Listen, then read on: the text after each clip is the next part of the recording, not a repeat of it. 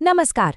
आज हम बात करने वाले हैं प्री स्ट्रेस्ड कंक्रीट के बारे में और समझेंगे उन मॉडर्न इंजीनियरिंग प्रिंसिपल्स को जिनकी वजह से वो शानदार पुल और ऊंची ऊंची इमारतें बन पाती हैं जिन्हें हम रोज देखते हैं। कभी सोचा है कि कंक्रीट के ये इतने बड़े और पतले दिखने वाले पुल इतनी लंबी दूरियों पर कैसे टिके रहते हैं? ऐसा लगता है मानो ग्रेविटी के नियमों को ही चुनौती दे रहे हों। तो क्या ये कोई जादू है या फिर इंजीनियरिंग का एक जबरदस्त कमाल? चलिए आज इसी राज से पर्दा उठाते हैं। ठीक है, तो इसे समझने के लिए हमें थोड़ा पीछे जाना होगा। भविष्य बनाने के लिए इंजीनियर्स को पहले उन पुराने तरीकों से आगे बढ़ना पड़ा जो पूरी तरह से कारगर नहीं थे। ये जानना बहुत जरूरी है कि हम आज जहां हैं वहां तक पहुंचे कैसे। देखिए, पहले डिजाइन के दो मेन मेथड हुआ करते थे।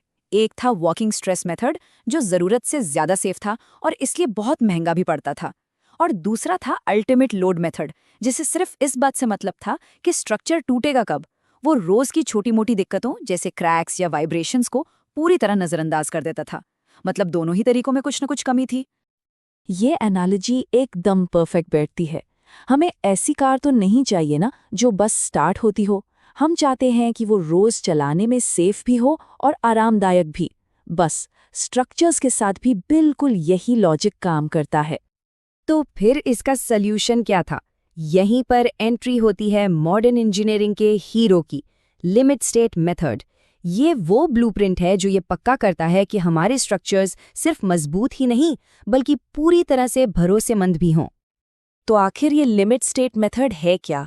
सीधे साधे शब्दों में कहें तो ये एक ऐसी डिज़ाइन फिलॉसफी है जो ये पक्का करती है कि कोई भी स्ट्रक्चर अपनी पूरी जिंदगी में किसी भी काम के लिए अनफिट ना हो जाए।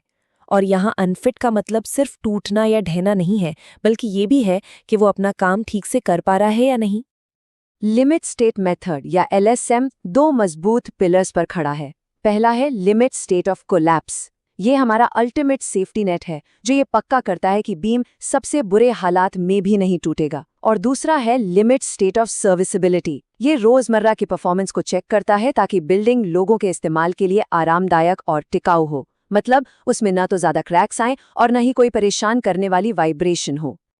और हम ये सेफ्टी पक्की कैसे करते हैं? ये स्लाइड वही दिखाती है। हम सिर्फ आने वाले लोड के लिए डिज़ाइन नहीं करते, बल्कि हम उसे एक पार्शियल सेफ्टी फैक्टर से मल्टीप्लाई करते हैं, जो एक तरह का सेफ्टी बफर है। ध्यान से देखिए, कोलैप्स यानी ढहने के लिए ये फैक्टर 1.5 गुना है। मतलब हम लोड को 1.5 गुना मानकर चलते हैं। यहाँ कोई रिस्क नहीं लिया जा सकता। जबकि सर्विसिबिलिटी के लिए हम असली लोड लेते हैं, यानी फैक्टर 1.0, क्योंकि हम रोजमर्रा के हालात को देख रहे होते हैं। तो एक बार याद कीजिए, पहला लिमिट स्टेट था कोलैप्स के खिलाफ सुरक्षा। तो फिर रोजमर्रा के परफॉर्मेंस को जांचने वाला दूसरा जरूरी चेक कौन सा था? अब जब हम मॉडर्न डिजाइन की फिलॉसफी को समझ गए हैं तो चलिए देखते हैं कि इसे एक सुपर मटेरियल पर कैसे लागू किया जाता है, प्री स्ट्रेस्ड कंक्रीट। इस क्लासिक उदाहरण को देखिए। सोचिए कि किताबों का एक ढेर है। ये बिल्कुल सादे कंक्रीट की तरह है। ऊपर से वजन तो सह सकता है, लेकिन जैसे ही आप उसे दोनों सिरों से उठाने की कोशिश करेंगे वो बिखर जाएगा। क्यों? क्योंकि वो टेंशन यानी खिंचाव में बहुत कमजोर है। यहीं से असली जादू शुरू होता है। अब हम क्या करते हैं? कोई भी बाहरी लोड लगाने से पहले हम एक अंदरूनी ताकत लगाते हैं। मतलब हम किताबों को दोनों तरफ से कसकर दबाते हैं। इंजीनियरिंग की भाषा में इसे प्री कंप्रेशन कहते हैं।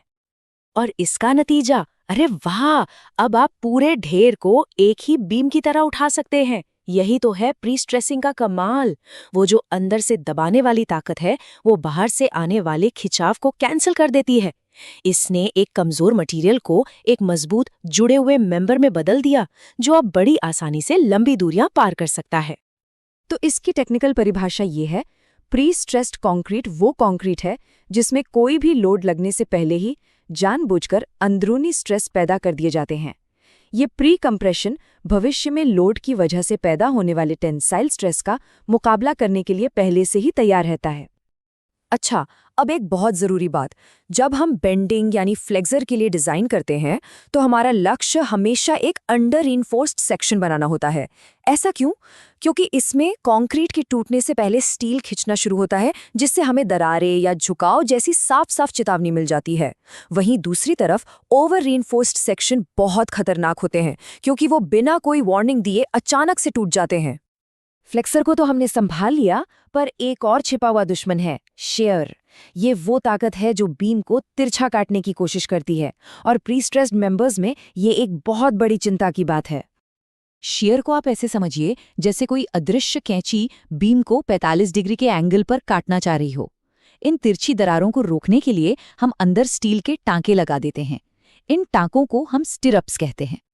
लेकिन ये स्टिरअप्स सिर्फ शियर फोर्स को नहीं रोकते, इनके और भी कई ज़रूरी काम हैं। ये अचानक होने वाले फेलियर से बचाते हैं, दरारों को बढ़ने नहीं देते, कंक्रीट के कोर को मजबूती से बांध कर रखते हैं और कंस्ट्रक्शन के दौरान मेन सरियों को भी अपनी जगह पर बनाए रखते हैं। सच कहें तो ये किसी भी स्ट्रक्चर के गुमनाम हीरो हैं। चलिए, एक और छोटा सा सवाल। शियर फेलियर को रोकने वाले उन अंदरूनी टांकों को इंजीनियरिंग में हम क्या कहते हैं? ठीक है, तो हमने काफ़ी कुछ समझ लिया है। चलिए अब इन सभी कॉन्सेप्ट्स को एक साथ जोड़कर एक पावरफुल टूल किट बनाते हैं, जिसे हर आने वाला सिविल इंजीनियर इस्तेमाल कर सकता है। पूरी बात इन 3 सिंपल स्टेप्स में आ जाती है। पहला, हमेशा लिमिट स्टेट्स में सोचें, मतलब मजबूती और रोजमर्रा का परफॉर्मेंस दोनों को चेक करें। दूसरा, कंक्रीट को सुपर पावर दें, यानी प्री स्ट्रेसिंग का इस्तेमाल करें। और तीसरा, छिपी हुई ताकतों को काबू में करें, मतलब शियर से बचने के लिए स्टिरप्स का इस्तेमाल करें। बस यही मॉडर्न कंक्रीट डिजाइन का सीक्रेट है। और आखिर में बस ये बात याद रखिएगा, ये सिर्फ फॉर्मूले या कोड नहीं है, ये वो टूल्स हैं जिनसे कल की लैंडमार्क बिल्डिंग्स बनेंगी। ये बुनियादी सिद्धांत तो सिर्फ एक शुरुआत है। अब जैसे जैसे हम स्मार्ट मटेरियल और सेल्फ हीलिंग कंक्रीट की दुनिया में आगे बढ़ रहे हैं, इन फंडामेंटल्स की गहरी समझ पहले से कहीं ज़्यादा ज़रूरी हो गई है।